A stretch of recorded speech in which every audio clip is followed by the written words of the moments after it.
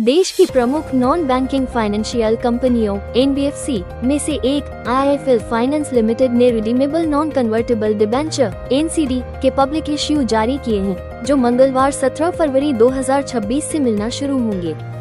इनका issue size 500 crore रुपए है और 1500 करोड़ रुपए तक का ओवर सब्सक्रिप्शन बनाए रखने के लिए ग्रीन शू विकल्प है। इस प्रकार कुल इश्यू साइज 2000 करोड़ रुपए का होगा। इस फंड का उद्देश्य कंपनी के व्यवसाय में वृद्धि करना और पूंजी बढ़ाना है। इस NCD द्वारा 9% प्रतिवर्ष तक का प्रभावी रिटर्न मिलेगा और यह 24 महीनों, 36 महीनों और 60 महीनों की अवधियों के लिए उपलब्ध होगा। ब्याज का पे आउट मासिक, वार्षिक या मैच्योरिटी के बाद लिया जा सकता है। इस इश्यू को क्राइसल रेटिंग्स ने क्राइसल AA स्टेबल रेटिंग दी है।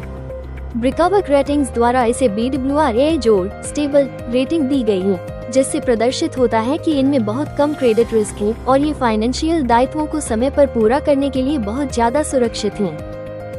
मेरा नाम अभिनव माथुर है। मैं एसोसिएट बिजनेस हेड हूँ IIFL finance gold loan business में। IIFL ने आज जो है 2000 करोड़ के बॉन्ड जो है इशू करे हैं, तो क्या कुछ उसका मार्केट में इम्पैक्ट रहेगा? इसमें कुछ ऐसा कोई मार्केट में इसका इम्पैक्ट नहीं है। इसमें टाइम टू टाइम जो अलग अलग कंपनीज होती है वो अपना बॉन्ड इशू लेके आती हैं और उसमें नॉर्मली वे में चलता है। मतलब इसमें इक्विटी मार्केट से कोई लिंक नहीं है इसका। ये बेसिकली आप इसको बाकी जो फिक्स एसेट इंस्ट्रूमेंट है आप उनसे इनका कंपैरिजन कर सकते हैं। जैसे बैंक की FD हो गई और अदर जो बॉन्ड्स वगैरह हो गए या फिक्स म्यूचुअल फंड हो गए, उनके साथ आप इनका कंपैरिजन कर सकते हैं। गोल्ड लोन की बात करें, गोल्ड लोन की बात करें तो इससे कितना उस पर इंटरेस्ट है? क्या गोल्ड लोन में साहब हम जो एवरेज इंटरेस्ट देते हैं वो करीब 15% के आसपास ब्याज हम लेते हैं कस्टमर से। 6 महीने से लेकर के 2 साल तक के लोन इसमें हम बुक करते हैं। गोल्ड लोन हमारा बहुत ही फेवरेट प्रोडक्ट है in terms of market, in terms of NBFCs। आज की डेट में asset under management gold loan के अंदर हम ऑलरेडी नंबर 2 पे आ गए हैं और हमारा इंटेंशन है अपने सस्टेनेबल ग्रोथ के through to have the number 1 position in the market very soon.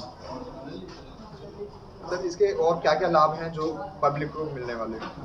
देखिए साहब, ये एक सिक्योर्ड NCD है। IIFL फाइनेंस 30 साल पुरानी, आपने देखा हमने अपने सारे फाइनेंशियल्स और अपनी परफॉर्मेंस आपके साथ साझा करी।